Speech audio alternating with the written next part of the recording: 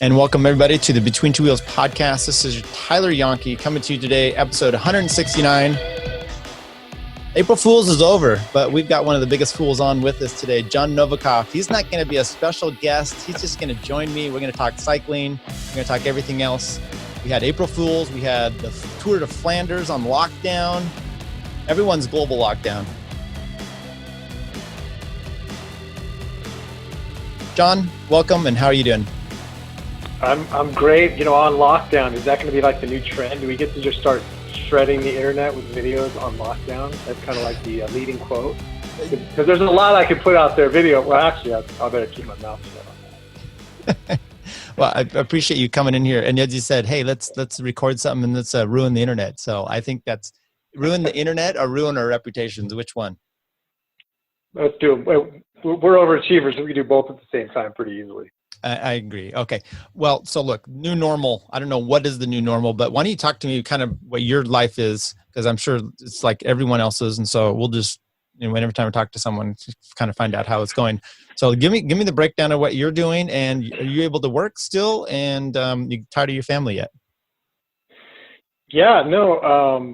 You know, we're pretty lucky from a work standpoint. You know, my wife has been working from home for the last 15 years, and myself on and off. And, you know, we're with the kind of jobs we have, you know, in the financial industry and in logistics, we're somewhat insulated in the fact that it's not going to stop, but we're pretty busy right now with what's going on. But so busy is good, obviously. The alternative would be tough to deal with, but yeah, we're just like I think most everybody else, the schools are shut down. So we are now educators of two kids. So, you know, our kids are 12 and 10, and so they definitely need some structure. Yeah, going through the process of, you know, making sure that they're getting what they need from the school perspective, and being able to work at the same time has been pretty tough. But we're getting through it. It's fine. Yeah. You? So are you relearning you know, 12 and 10? Are you relearning the math for elementary school? How's that going? Yeah, the new math. It's right. No, it's fine, right? You know, but I haven't had to do much algebra in the last 15 years, so that's been new. Good. So I'm glad you're spruced up with it. Are they online doing any remote learning, like online too, or is it how is their situation? Just curious on that. Yeah, so they've got you know, they get an email weekly with kind of the week's workload. And again, this is all new, I think, from the teacher standpoint. So they're still trying to feel out what's going on, because right. The first email my son got was, you know, looked like 3 weeks of work rolled into one day, and he was just pulling his hair out trying to get, because he likes to get everything done ahead of time, and it was fun to watch him just kind of try and plow through that. But no, every day they're on some sort of Google meeting, Google Doc, video chat with their teachers, just for about an hour and a half. That's about it. And then, you know, it's on the Xbox and other things. Right. Well, what's interesting is it's time management, right? I mean, it's like anything else with chores. You're like, hey, get these done, and then you can do your other thing. And hey, get your schoolwork done.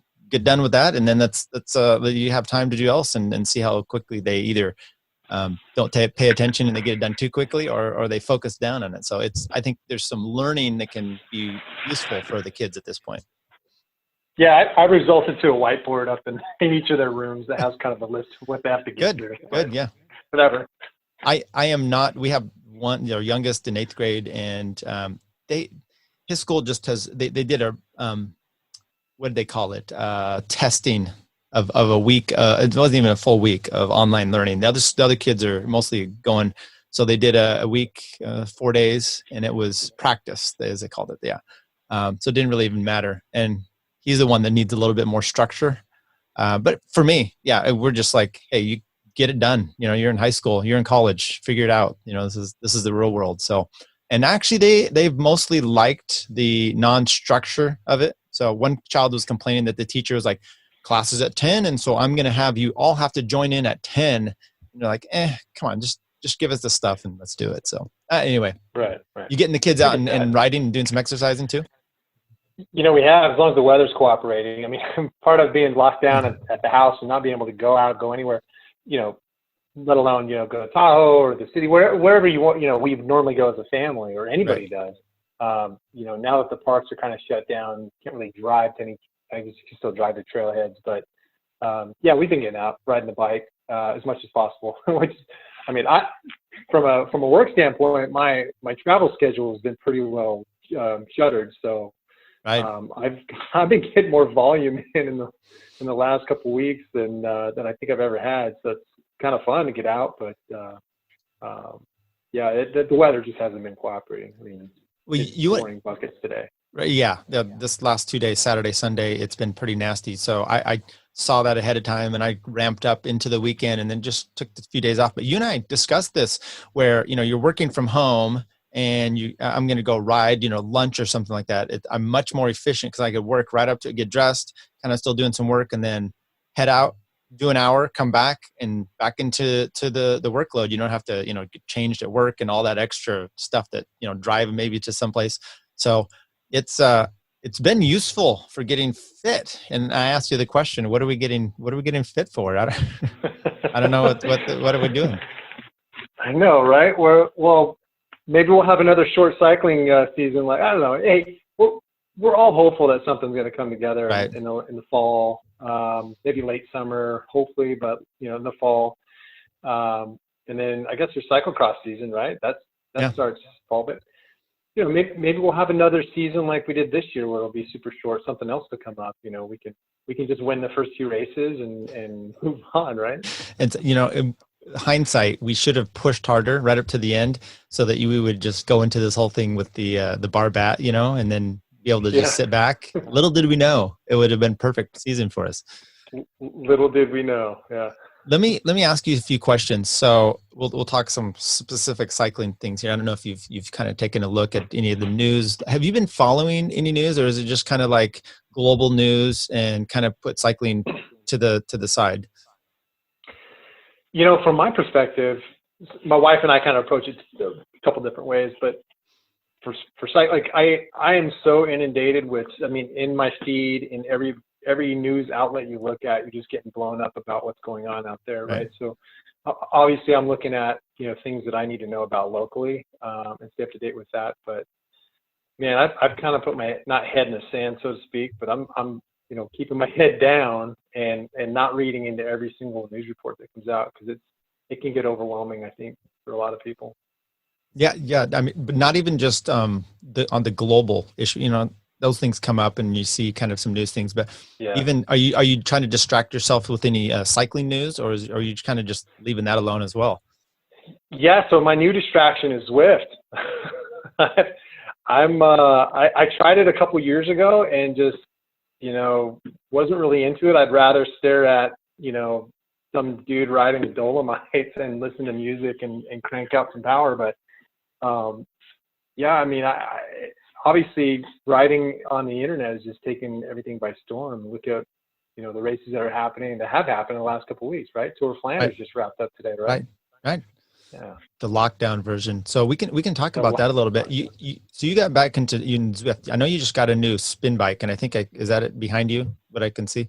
Oh yeah, it's the new lady right back there. So why don't you talk a little bit?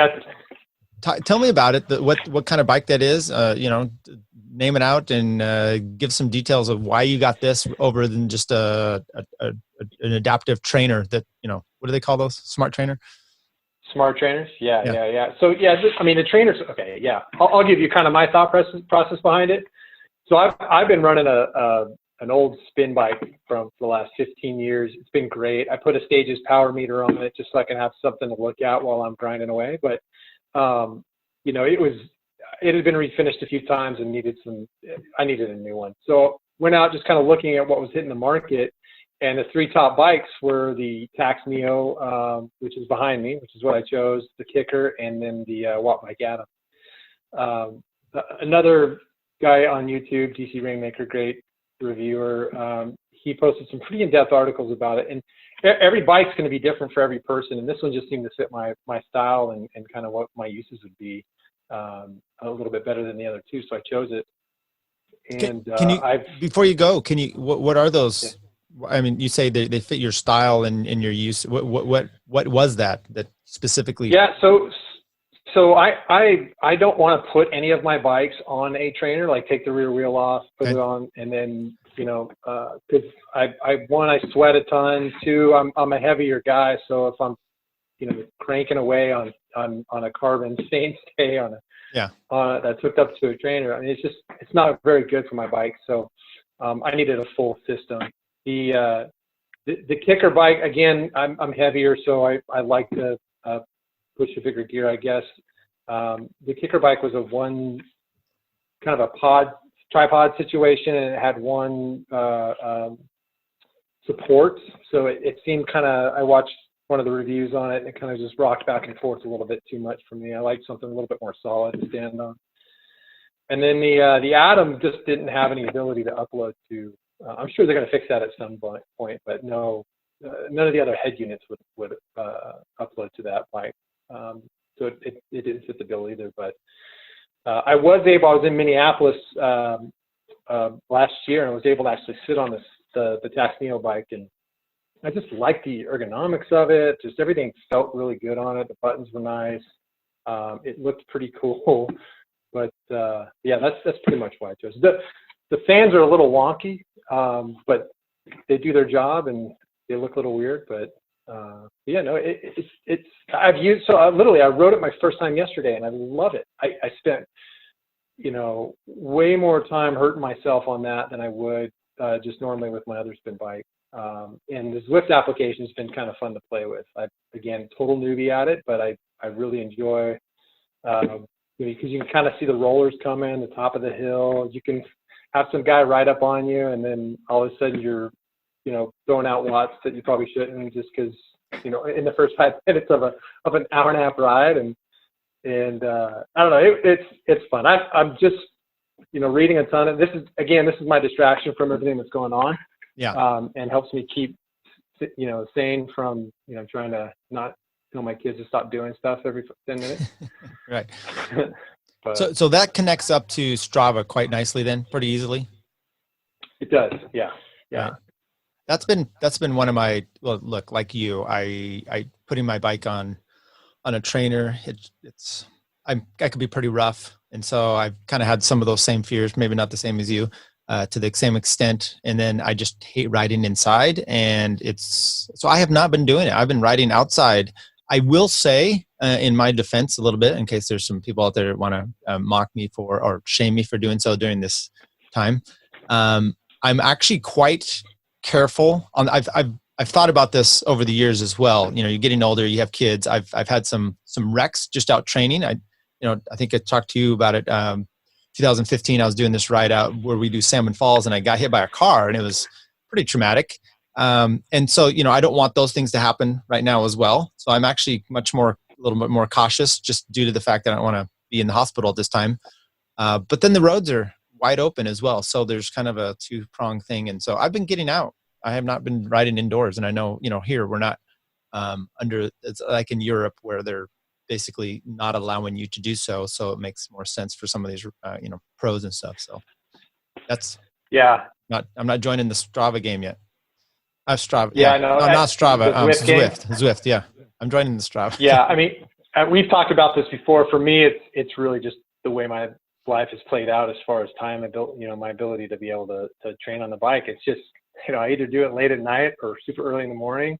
And I like the just consistency of being able to bang out an hour when, you know, it's hot, it's cold, it could be perfect outside. I just know it's only going to take an hour. I can get back to work or time with my family.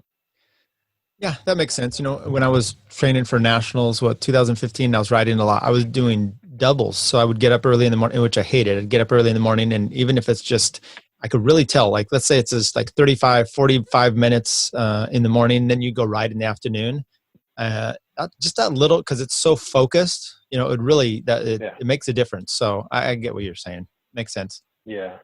Yeah. Well, it's again, like, I think right now with everybody's looking for something alternative inside. And so I'm sure these bikes are hard to keep in stock, and people are, you know, eating it up. I'm sure Zwift's blowing up pretty big right now. There was another app that's really cool, by the way. So something that I ran across just literally yesterday. I haven't really spent much time thinking about it because, you know, I'm trying to figure out and I've got a bunch of people sending me messages about how to connect with people on Zwift. There's obviously the companion app, and so you can set up meetings and get together with people and go ride. But somebody had mentioned, why not have like a Coffee Republic ride or something like that, just one of our standard weekly rides on Zwift.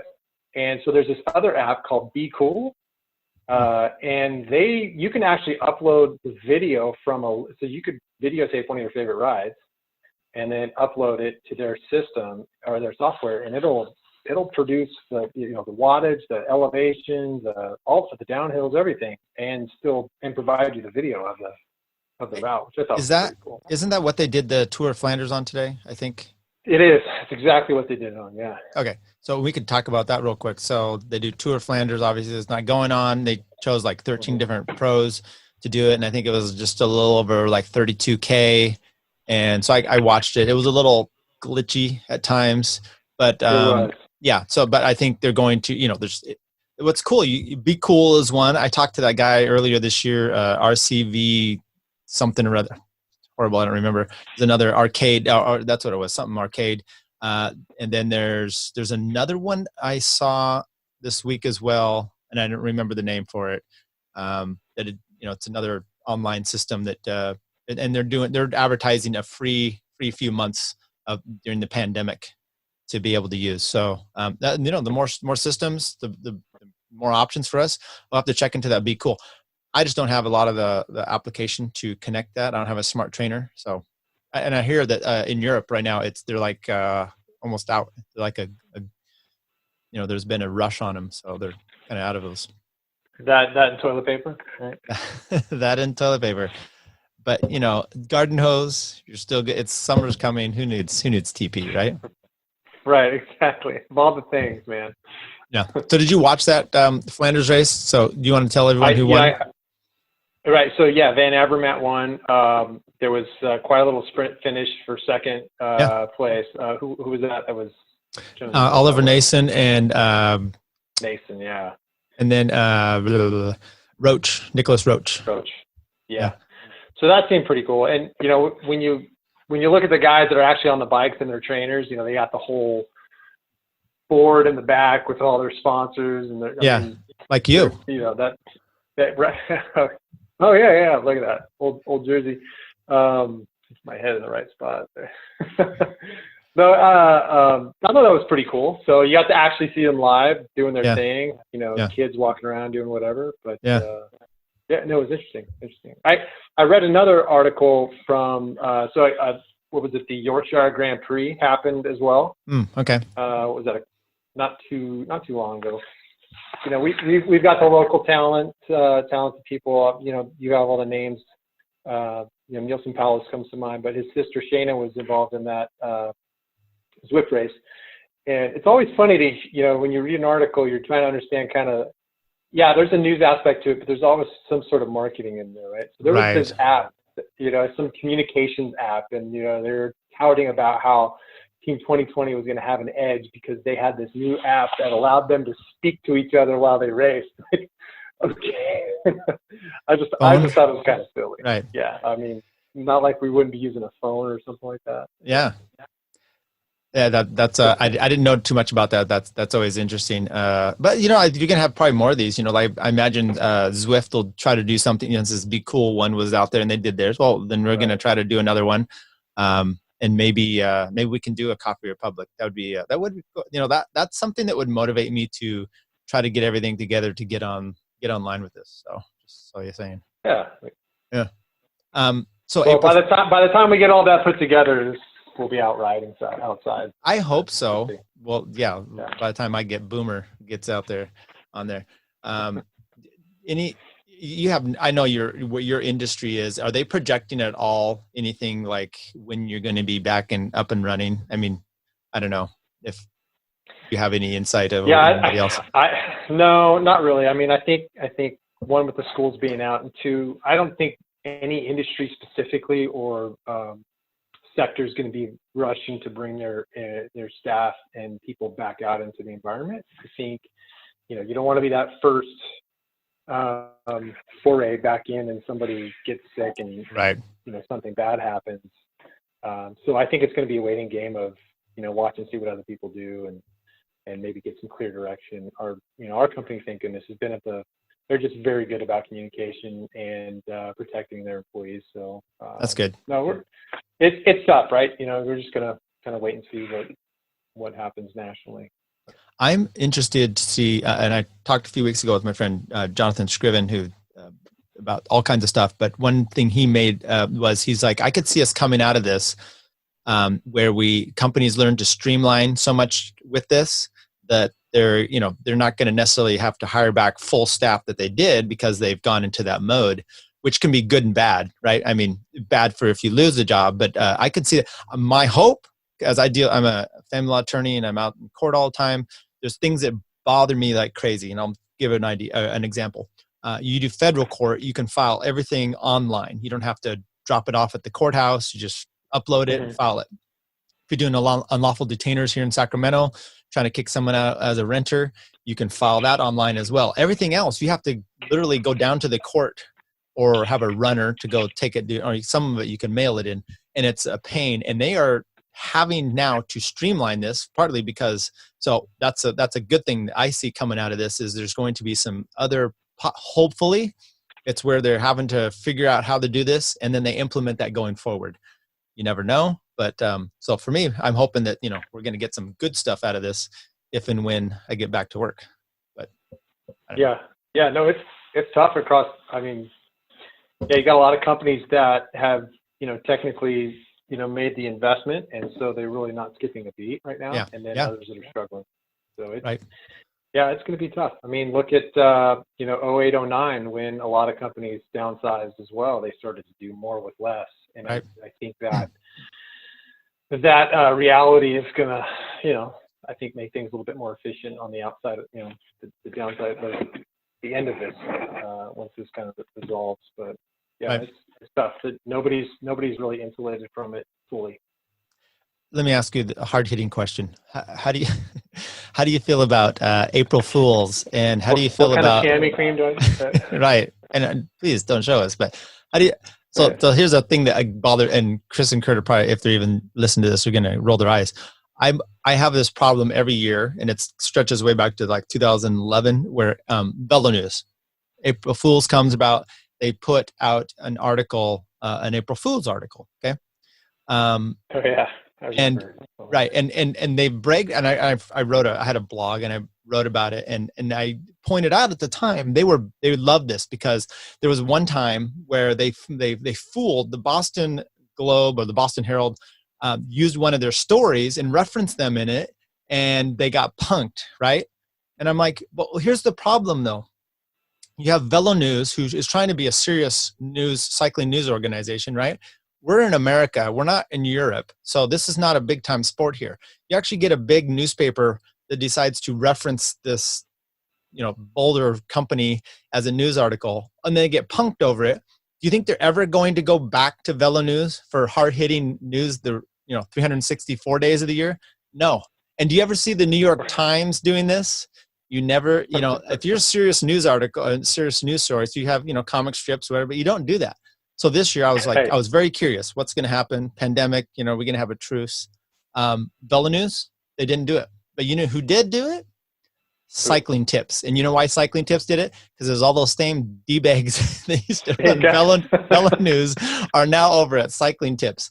They ran a stupid article, and it was this. It was Zwift is now going to have a new crash mode that if you're in front by a few hundred meters at the end, you can crash everyone out.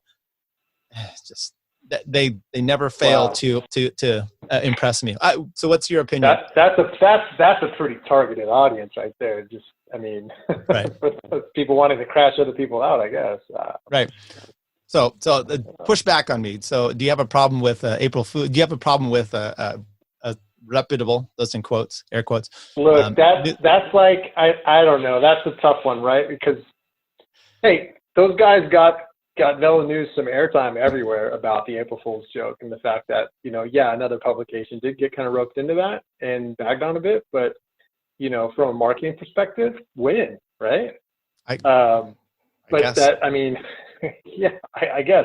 But you know what they used to do too? They would also put out a tweet, and they would say, this is not an April Fool's article. And I was like, what? Thank you for telling us, but what other news source ever says this is not fake news? Well, I mean, that's they were ahead of their time. Yeah, it's a waste of space these days, right? Right. I was hoping to argue with you on that, John. You're not taking me up. I'm not being very. Yeah, I mean, look, I do. I like a little noise. I like making make a little sound out there, but and then deal with the consequences to some degree. I mean, somebody pulled the trigger. Somebody had the idea, rolled it up 2 other steps, 2 other people talked about it. Nobody was sure. Somebody finally said, "Look, here, let's do it. This is great." And it probably went off really well for the first 30 minutes, and then it started to go downhill after that. My biggest problem actually with all of that is they weren't very good. They weren't funny. It's Froome has alien DNA. It was shitty. It was bad writing. That's tabloid crap. Yeah. Yeah. Right. There are some funny people out there, right? And there's some funny writers. Let's get them involved next time. I don't know. They just didn't source it out. Okay, so it's not very H.G. Wells ish, huh? No. So let me just go through some of these things because I thought it was interesting, and then you can give me, because I do want to talk to you kind of a little bit different topic here. Dauphine's postponed. The Giro obviously postponed. Classics, unless we could do those online, those are postponed. You have Tour of Utah. They're saying nope. Going to push that out to probably 2021. Tour de Suisse. So if we even do start racing, it looks like the only race that hasn't been put, the very next one is the Tour de France. And there's probably not, that's probably very optimistic to get that up and running. Bahrain McLaren, 70% rider pay cuts. Lotto Soudal, they're voluntarily taking a reduction in pay. Astana riders, they're already 30% cut. Now they were already having a problem. They hadn't got paychecks, I think, for the last 2 months. CCC says that they're going to suspend a majority of their staff and they've reduced rider salaries. Bernal, he's basically said, what's the point? I'm not going to start. I'm stopping training. So what do you think of these teams? Oh, and I'll just say one other thing. A bunch of the teams are now contacting the UCI about trying to tap into the bank guarantees. Do you think the teams maybe reacted too quickly? Because you get your budget for the year, likely from your sponsor. Right. I don't know if the sponsors have like allocated payments throughout the year or if they just front it up and then you work off of that. What do you think about these teams kind of folding out so quickly? Well, I mean, from a sponsor's perspective, yeah, they've got to pull the trigger quick. And I don't know, 2 schools of thought, right? They're either in it or they're not, right? If this is going to be a short-term problem, we all cross our fingers that, 2021 is going to kick off the season just as normal as it would be. Sure, the world's definitely going to be different. It's not going to be the same, but we're still going to be able to, have those races and we'll still need to field those teams and you're still going to have the audience. But I think they're, but again, pro cycling sponsorships. It's like having a yacht, man. There's no payback, right? There really isn't. There may have been in the, obviously the Lance heydays. Everybody talks about that. But again, I think it was more of a feel-good deal back then as well. But I think, you've got guys that have grown up in the sport, have been around it a lot, are now sponsors of the sport. At some point, it's, and maybe this is kind of the I wouldn't say knife in the back, but the last straw that kind of brings it down a bit. But I don't see as many teams next year. And if they do, the budget's going to be a lot less than they are this year.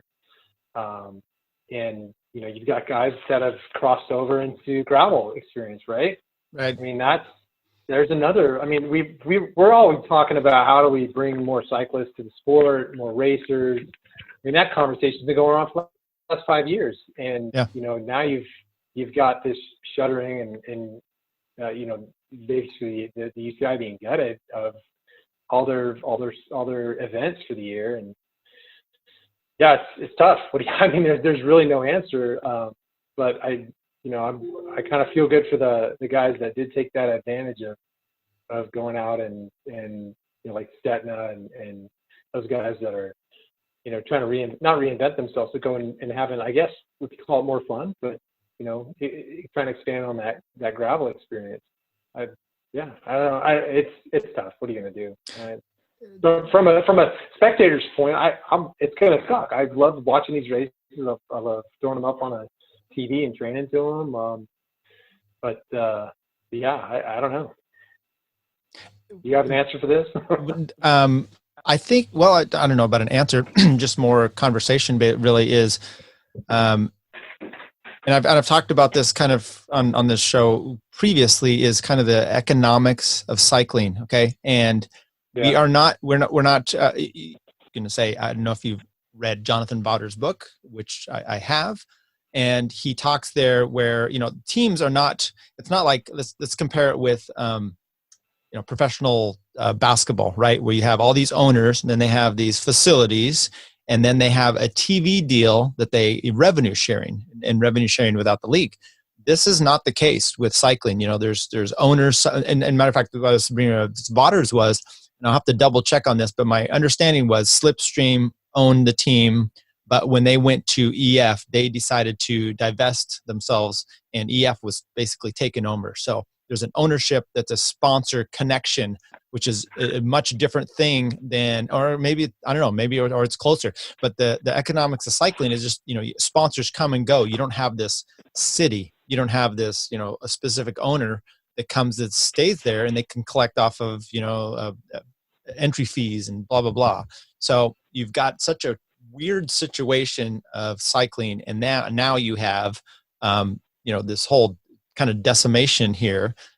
Maybe, look, I also heard women's cycling was saying, hey, we could probably withstand this much better than the men. Our budgets are so thinned as it is, which means they're not paying their women riders, but it's so thin as it is, they could probably come out of this without much of a problem. Whereas the ones that might only can be able to come out of this are like Ineos, right? So, so maybe there will be a full restructuring of this. It'll be so bad that ASO, as an example, their only way to be able to keep the riders going and functioning is to do revenue sharing with their, the TV revenues. I mean, if they had an actual plan for that, I think it would create so much stability within the sport that something we haven't seen at all. But I don't know. Any idea or a thought process on how all that is? You bring up a good point, because if you look at the aftermath of this, let's say there's only going to be 3 power teams left in the entire pro cycling world, and we're going to go watch the same 3 teams battle it out for the next 2 to 5 years. Right. Yeah. But have you thought about that? Like how different cycling is compared to the other sports, and any kind of, I almost feel like I want to talk to some economist that's, really thinking about something but that has never thought of this sport. And there's got to be, I'm sure they're thinking about it. And I guess it would be, Brent Brookwalter saying, oh, this is when we really need a strong riders union. I don't know if this is the time that you're concerned about that, because the teams don't have money. So what's the rider union going to do? Maybe later on there's a role for that. But I want something thought of a different way to structure this, because it's an amazing sport. Not everyone could go and do gravel. I still love the dynamics of the tour and that kind of racing. Yeah. So I'm looking for answers out there and some unique perspectives. And I thought maybe you'd be that guy. Yeah, no, I don't run any pro teams. I don't bankroll any of them, unfortunately. It'd be nice to have that kind of disposable income, right. But I spend too much money on wine and other activities. No, I think, look, just like everybody's talked about for the last 5 to 10 years, the pro cycling, the whole system has been the status quo and has not changed much. Right. So yeah, should it be redesigned, redeveloped? Maybe. Absolutely. Whatever we can do to kind of bring some life back into it after this would be helpful. But I think you've got just a certain amount of hierarchy in there that's just not going to make any changes. And well, it's been working great for 50 years. Why change it? Question that I was thinking about for you is, so, like we're missing all these races during the year. And on a local level, you've put on a race before.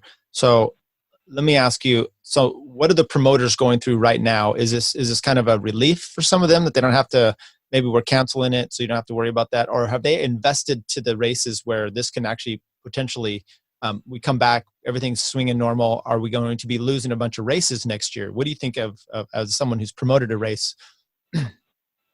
That's a great question. From my perspective, I put on one race knowing that I probably would only put on one race. So and it was a smaller one. I had a lot of support from the city and from the county. So it was, we got lucky and kind of broke even on that deal. Otherwise, it would have cost quite a bit of money. But if you're buying look at the Velopromo, all these promoters that have been doing it for so long, and they have so much equipment, so much time put into developing these courses, the amount of staff that they have. I mean, there's just so much. Yeah, there's a lot of volunteers out there, but those aren't guarantees. So for people who've been doing it a long time, that's tough, right? I mean, right. I would be, it was kind of we were all struggling to try and bring more people to the races. I'm guilty as charged too. Like, I don't go to a lot of races. We all know that, right? I show up to a couple, a few in the winter months. Once the summer kind of hits, I'm, tied up with family and doing other things. And then, maybe I try and strategically get to a race here and there. But like Golden State, I really enjoy that one. It just happens to work out with the family calendar. But yeah, no, it's hard. I mean, I would almost feel relieved, but there's not a huge amount of outlay leading up to a race, right? Again, unless you're buying a lot of the equipment and stuff leading up to it, like, pins and number plate numbers and supplies. But it's really the cost of, closing the roads, having police escorts, police patrolling, the venue costs. That kind of stuff can be, mitigated ahead of time. I mean, if you're Jonathan Baker on, he was talking about that gravel race that he did, leading up to everybody kind of being sheltered in place. And, they had it ready to go. It was done. Like, they would have lost a ton of money if they had to shut it down days in advance. So if you're given a few weeks or a week or two heads up, it tends to even the blow or listen the blow a little bit. But yeah, if it was my full-time racket, that'd be tough. I can't imagine how these guys have been just struggling for years trying to make these things bigger. But, flip side of that though, look at the gravel experience. I mean, I know we're all talking about, bringing road racing and doing more road races, and, the gravel experience is hot. It's awesome. I mean, as a promoter, I would have shifted gears, a few years ago and said, I'm going to hold a couple of these races every. I keep asking people, and I asked this of Baker as well, why the interest in gravel? I mean, you're getting big crowds out there. It's kind of like a Grand Fondo. Are people soft now and they just want to, and I say that in a joking way, but I mentioned this to him as well. Don't call Jonathan Baker soft. No. Nothing what he did in that race was soft. No, not. Thank you for helping me on that one. No, what I mean is people will do them and they will, they're just finishing. And it's not like a crit where you start getting lapped and they're pulling you out. So you at least get a finish. It's more like a marathon. I mean, a marathon would probably be a better example because you have the guys at the front that are slaying it. And then you have the other ones that are, dressed up in whatever costume, and they're just having a good time. It's Mardi Gras on the streets, and they're finishing, and they get a 26-2 sticker because they finished it. And I guess it's maybe and that's what I mean, kind of the just softening people, right? Where you're finishing, you're not really competing, and so maybe there's a lot of that. But then again, I've not done these races. I'm just kind of assuming but it's got to be that way, right? With the mass amount of people that are doing them in comparison. This was a few years ago. We did a race. I don't even remember what it was, but it was here it was Winchester. And at the same time, there was a race like up in Nevada City, kind of like mountain biking gravel. And it was hundreds of people up there and just, a few randoms at Winchester. So any reason in your mind why these are such big events? Yeah, That was a big ramble. Sorry. No. It's like, I mean, imagine if you're going to get pulled from a marathon after the first 5 miles if you haven't made the 10K cut. First 6 miles, you haven't made the 10K cutoff, right? You better train. You're done. Yeah, right. Well, yeah, but it's like, I don't know. So why are you not doing a lot of pro races then? How come you're not showing up and slaying it out with those guys? Not that you couldn't, Tyler, but I'm just saying that it would not be fun for me to go and try and at my age and with my ability to train, even my limited physical ability, period, but to go, ride 120 miles with these young kids in the P12 field, right? It wouldn't be fun for me. It just wouldn't be fun. But, no, I guess. So. I mean, for me personally, gravel has a great appeal to it, and I'm pretty pumped to try a lot of it in the next coming years, because it's like a festival. It's fun. Like, you show up, people are so somebody tried to explain to me kind of how triathlon was before I got into it, and I was given kind of the rundown where, and I've experienced it personally. It's like triathlon is kind of like grassroots mountain bike racing, or cyclocross. It's like cyclocross is like so fun. Everybody's laughing, having a good time. It could be the most. I mean, who shows up to a bike race when it's pouring rain and could be snow on the ground, there's mud everywhere, and you're like, yeah, I'm pinning a number on. I'm gonna go racing this. It's fun, right? Right. You're laughing because you haven't crashed around every corner that you've gone around. You're slipping. It's a hoot. You're suffering at the same time, but it's fun. And people are pretty laid back, and it's beers afterwards, maybe beers during, of course, right? Triathlon was kind of like the same way. I mean, everybody was super friendly, super nice. It was just kind of different. Mountain bike racing, again, kind of that just fun, but you had that kind of upper level of guys that were, willing to knock you out of the way to get by. And then road racing was just kind of this different feel. Yeah, you go to a road race, and I think in the Masters ranks, like, it's awesome. Well, I don't know. Maybe it's changed a lot over the years, but when I first got into it, it was very, I don't want to say stodgy, but just people were just like, what's your plan? Oh, don't tell me your plan. I don't know. Don't talk. Don't listen to us. Don't. It is very much that way. I mean, when I was first even racing, there was always, as soon as you move up a category, the guy, you're a 3 now. You look down at the 4s, because we didn't have 5s back then. That's how long ago I started.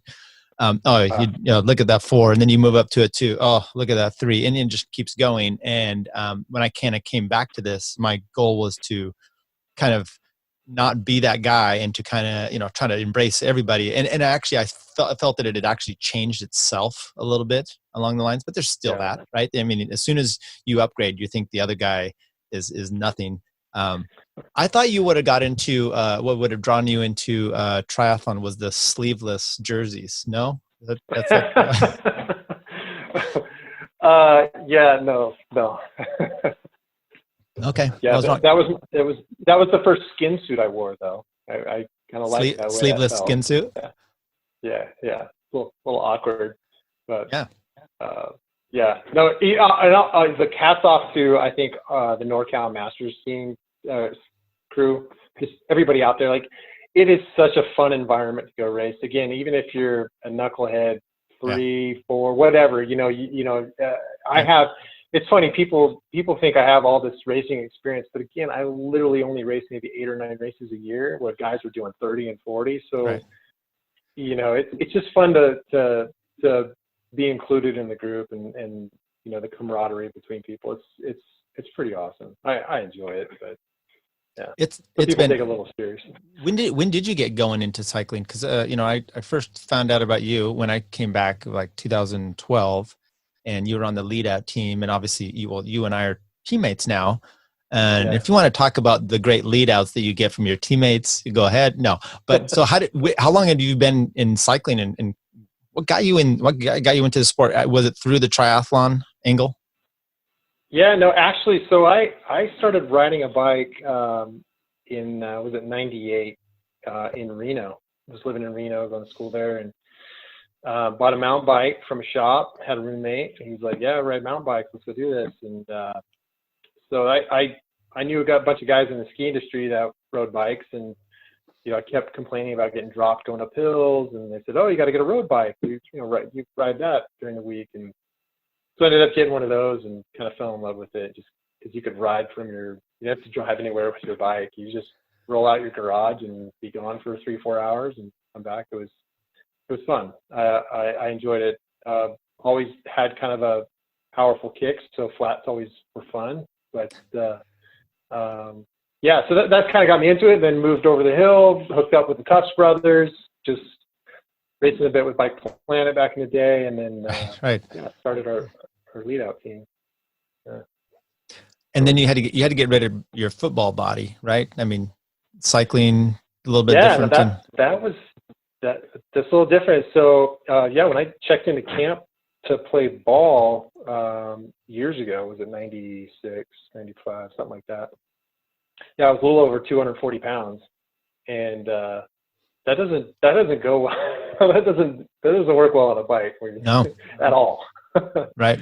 But that's always been a struggle for me, because I've always just been a bigger guy. If I do too much yard work, I gain muscle mass, and that's your excuse. At least that's my excuse. That's my excuse. I give my wife all the time. Like, hey, I'm not digging. Yeah, whoa. I can't shovel this bark. I got a climbing race coming up. I can't do it. Yeah, because I do so well at those. Right. Yeah. Well, my wife's like, "Hey, go work out," and I'm like, "Ugh, I don't. I don't have that going on. So I'm pretty good. Yeah. I just need to lose a little weight." Yeah.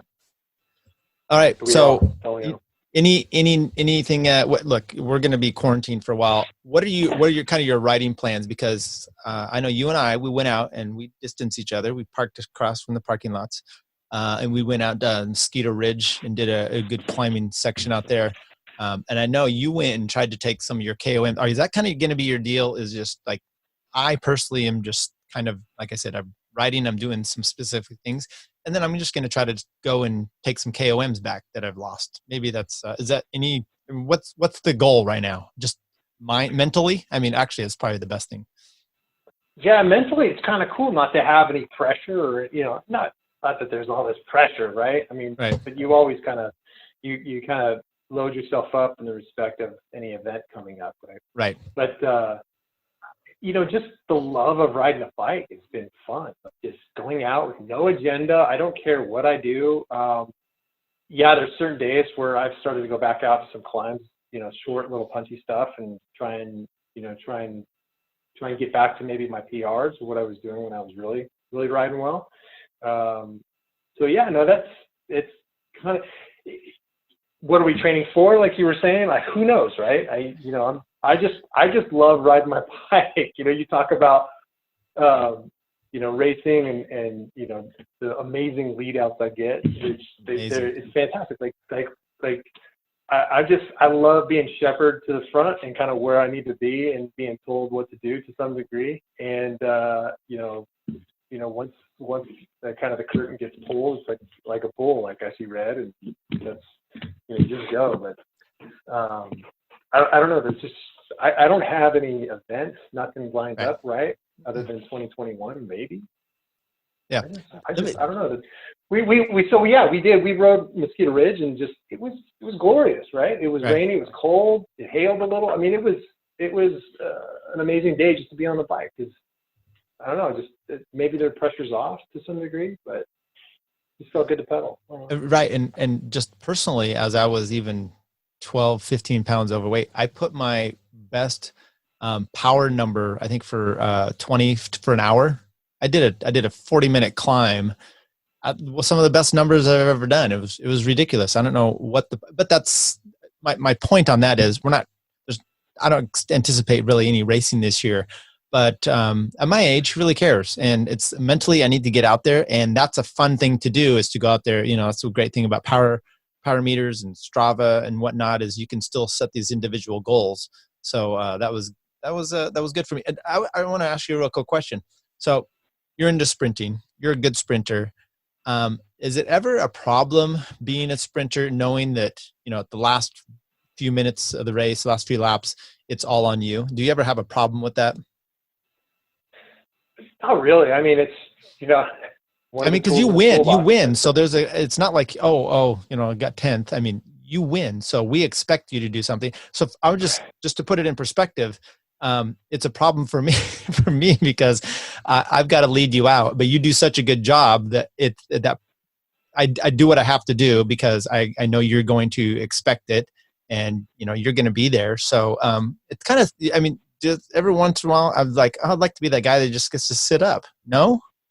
I love having that torch, but here's the flip side of that. Like, so just like, I think every team has the same kind of dynamic, but you've got the guys that, I mean, each team member trains hard in the back of their mind when they're out on their spin bike or out doing their solo rides and training. They're like, they throw in that extra effort, right? They put that, they throw their leg over the bike a few more times than they normally would just to get some more mileage in and some intensity in, because they know that on race day, like, being able to make a plan and have it work and have other people rely on you, it's important, right? Yeah. I think that's what team members thrive on. Like, the people just don't show up and go like, I haven't trained at all for the last 2 months, so I'm just going to come out, which is still part of the game, right? Still come out and have fun. And, right. But there's just something about being able to put a plan together and make it work. But I kind of like that pressure, if you want to call it that, but just, hey, we're doing this for you. And if it comes together, we're doing it for you. And so you better come through. And I like that. And I don't know that, you ever try to describe cycling to, someone you work with, one of your employees, coworkers. And it's to the point for me, I almost don't ever, because it's, you try to say, oh, well, it's a team sport. Well, or like, hey, you raced this weekend. How did you do? Well, okay, John won. Okay. It wasn't me, but you don't understand. I did good work for him, or, whatever. And it's hard to understand, but it really is when there could be that one person that takes, does something with 3 laps to go that was very it was a great move. They were on the front for half a lap or whatever on your team. And it was very important to have this happen at this time because you had a plan in place and they were executing it. And that's so hard to kind of describe to someone, the layperson. But that's what's fun. Our last race there, the Lampard won the season opening, and our whole team came together. And you won one in the morning, and then Jeff won in the afternoon. And it was so exciting, right? And it is pretty cool to see a team, that team aspect that you're going to miss if you just do gravel. That's my point. No. Yeah, you're right. And that was a fun day. I mean, that second race, the 35s race, was pretty fun. Just watching the dynamic of everybody looking at everybody and kind of who was watching who. And, everybody seemed to be watching 3 different people. And then up the road goes Jeff and the crew. And it's like, oh, this is so beautiful to watch. And yeah, that was just, I had the biggest grin on my face. After I found out he won, it was just, so cool. Yeah, I mean, obviously you missed that in gravel, sure, absolutely. And I think as long as I'm competitive enough to make a difference in a race, and that's obviously the draw too. But gravel's kind of fun. I mean, the venues are pretty cool places that they hold them at, so a little different than the business parks. But and the other thing for me is that it could be kind of more of a family environment too. So things for the kids to do, and it makes my wife happy to go visit, a different location that she can spend some time at too. Yeah. So so that's going to be my goal this next year. Then I'm going to try to do a gravel race, but I think I'm going to have to get a bike. Dirt. You're going to actually ride the dirt. Right. I've ridden in dirt. We did that Fish Rock race, or we didn't do the race. We did the ride last year out in Boonville. We did the ride, yeah. Right. And besides the fact that it was super steep, I thoroughly enjoyed. Now that's the kind of dirt I could totally handle. It didn't look like anything like, what Jonathan Baker's talking about, where it's so slogged down. I don't think that. Fish Rock is not your typical gravel ride. That's a road with a little bit of gravel. But I imagine with a gravel bike, a lot of that would be a little better. So it's I'm not the worst at it. I mean, I could learn. So maybe I just need to get a gravel bike. You can handle a bike. Yeah. Don't worry. Yeah, I know that. All right. Well, maybe that'll be the goal. If I ever be able to get back to work, I mean, that's the goal now. Hey, you want to get a bike? You know, we're going to pay rent, at my office. We're going to pay the mortgage. We're going to get some food, and then we'll talk about that afterwards. So maybe that'll be the structure. Yeah. All right. That's a good plan. Yeah, that's a good plan. Hey, anything last you want to say before we close out here? Any bike related, non-bike related issues that John is? Yeah, really, I'll tell you. So I did go pick up this new bike, and I was down at the shop, Folsom Bike, and went and actually got to see Aaron and Wilson. That was kind of cool because literally walked in. I hadn't seen other humans in quite some time. Before you go there, tell me, because they're open, and so and I believe they're on the essential list of and so they're there. Talk just a little bit about what it was like going in there in this time period, and encourage those to, do they need to go out to get to the local bike store? Yeah, I mean, they're open obviously, and I think they're pretty busy. But I would definitely recommend if people need to go get whatever they need to get to enjoy the outdoors. That's the place. They were. I obviously had made my order ahead of time, and so was able to just go pick it up. They had it ready for me, waiting. It wasn't a thing where I had to,